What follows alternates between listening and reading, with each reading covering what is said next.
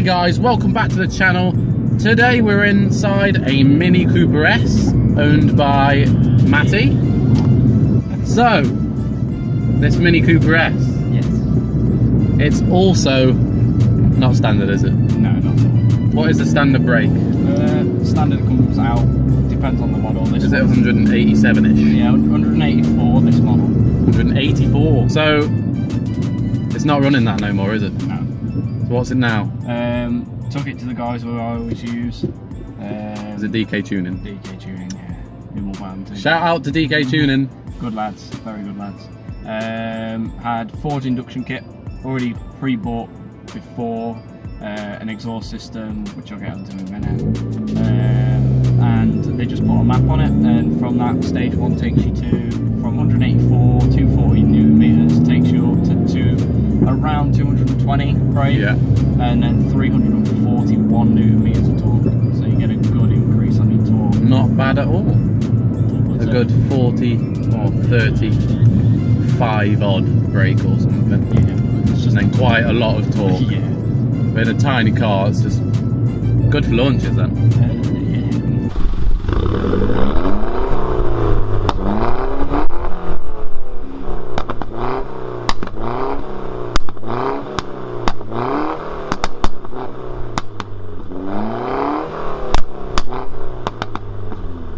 It pops and bangs quite a lot, doesn't it? Excessively sometimes. Is it anything to do with the map why it does that, or is it the specific type of engine? It generally, between the N40 and the N18, the N18's just a general poppy engine. Yeah. So it will do it from factory, but the map does increase a lot more because obviously it runs a lot richer. Yeah, yeah. So it's a great laugh, and it's good for scaring people. It seems to be, because it's really good in corners as well, isn't it? Oh yeah. It definitely bogs down. And have you lowered it at all? No, it's all stock ride height. Stock sports suspension. There's a I'm lot to guessing, come for it yet, but it's all fun in the cash and the time to do it. Take your time to listen to that.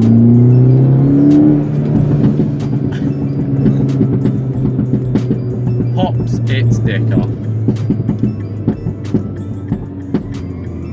You're going to be scaring the neighbours in this car. My neighbours already hate me. I'm not surprised at all. Not surprised at all.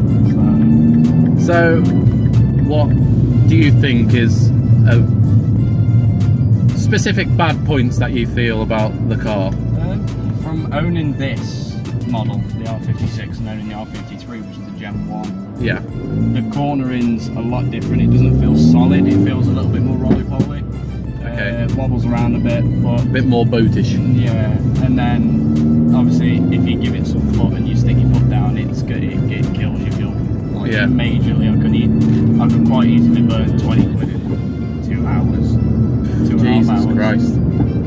What miles to the gallon do you normally get then? Sat on the motorway, not in sport mode, just chilling around, I can hit 85 to 90 miles per gallon. What? General messing around, the lowest I've had it is 5.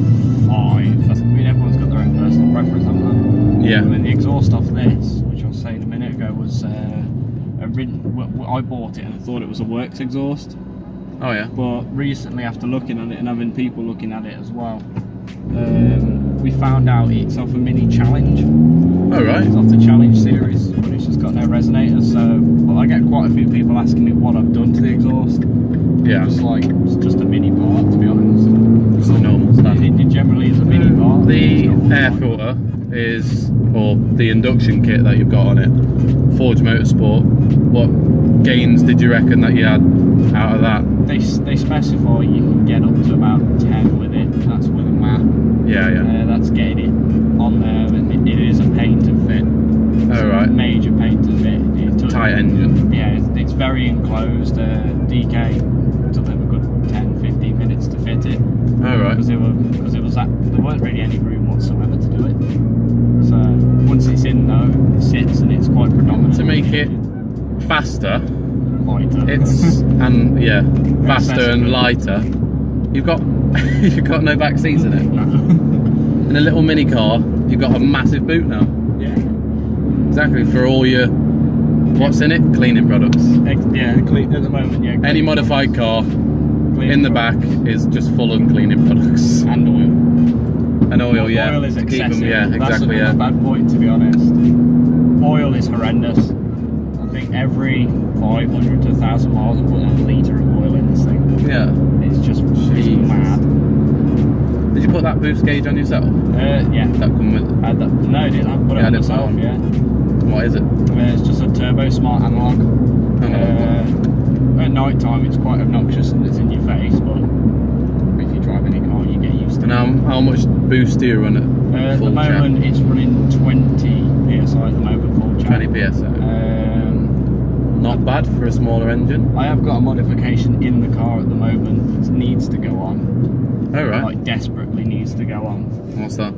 I've got a diverter valve spring. Oh right, yeah, yeah. That allows the diverter to handle up to 40 psi because if you were to overboost on this, so you're hitting the limiter when you're going long. Yeah. If you overboost, you're going to be reducing 27 psi of boost, and you're just going to blow your diverter valve. The big clocks though, it's always a problem for me. I don't know whether I like them. I like the airplane switches above us and below us, but I don't know about them. The big round thing. A lot of people don't like that, do they? No, I mean it all originates from the classic Mini because they used to have the centre binnacle and it was quite small. Yeah. And then didn't it have like everything in the middle? Yeah, you had the big clock, and then to left and right you had two little gauges that tells you oil and your oil pressure and your temperature. Yeah. And then the Generation 1, they kept it with a smaller dial. It was about half the size of the one in the R56 model. Oh, okay. But then they just went, well, there's a big one. Stick a big one. They just give you loads of digital pictures so you have to figure out what's wrong with your car. So, Matty is very kindly letting me drive his Pride and Joy, which has a very harsher clutch than my car. It's a weird clutch in general. The Audi's got quite a soft clutch compared. The soft people. Oi, watch it. Oh, that noise. Absolutely incredible. The actual steering, it's like you don't have to move it much for it to go anywhere. Not at all. Literally, just the tiniest movement and it will start moving straight over. Straight over, yeah. It's completely different when it's not in sport mode. I mean, I tend to have it in sport mode because it's a stiffer steering wheel. Yeah. When it's not, it definitely is quite stiff. Like it's not as light as when mine would be. When it's not in sport mode, it's so light. And you tend because the thing's there left. Because the instrument panel's there, you tend not to look at it. No, you don't need to. Well, I mean, you give it a bit of Yeah, it's definitely got a bit of pull. I like this. It's running 10 psi, which is quite. That's just chilling. Yeah. It's just. I don't even know what mine's supposed to be running because I haven't got a boost gauge. I would have one. I don't know how to put it in, but if you want to see it, guys, I can do it for you. That's fine. Just attach the boost line to the wastegate line. Is it? Yeah. It's quite easy then. Should just sit on the wastegate line. Oh, there's a tunnel. Have a bit of a blast with it tonight.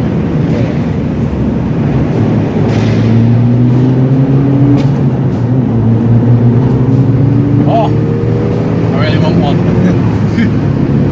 See, my car is slightly like, it's not as loud and stuff, so you can rev it and you'll hear it flutter and stuff, but it won't do like the instant like drop off and push back. Because it's got, for some reason, like on the stock suspension.